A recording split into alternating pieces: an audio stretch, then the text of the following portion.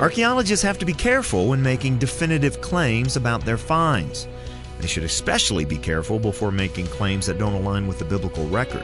For the Colson Center, I'm John Stonestreet. This is Breakpoint. Now stop me if this sounds familiar. Archaeologists digging in Israel discover artifacts buried for about 3 millennia. Upon close examination, their find either confirms the biblical narrative or at least undermines a long-accepted dismissal of a biblical claim. Okay, don't stop me. After all, it won't matter if you try.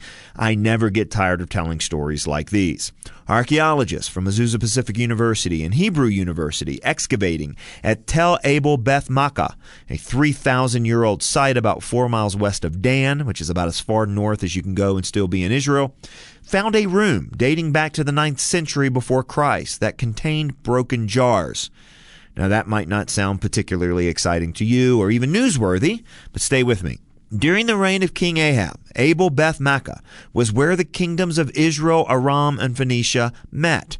The city is mentioned in 2 Samuel 20 as a city that is a mother in Israel and part of the Lord's inheritance.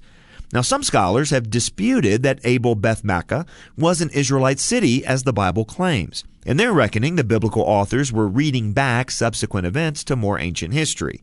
However, some of the jars contain residues that suggested the room was an ancient wine cellar, and at least one of the jars had an inscription so faint it required special equipment to see it. The inscription read, Ibnio, which means belongs to Benjamin. Benjamin, you might ask. Benjamin who? Who cares? Well, the important detail here is that the inscription was written in Hebrew. As Biblical Archaeology Review put it, the findings suggest that Abel Beth Maacah was an Israelite city at the time when Ahab was the Israelite king. Now, obviously, it's important to be cautious, not overinterpret the data here. The field of biblical archaeology and archaeology in general is a human endeavor. It's subject to human failings, like most other areas of study. Sloppiness, bias, fraud, simple good faith errors, these all can lead to flawed interpretation of findings, so caution is advised.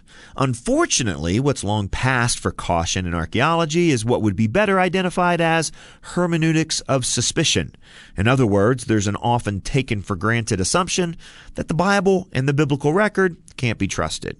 Because it deals with religion and morality, it must be exaggerating, if not outright lying on any historical claims.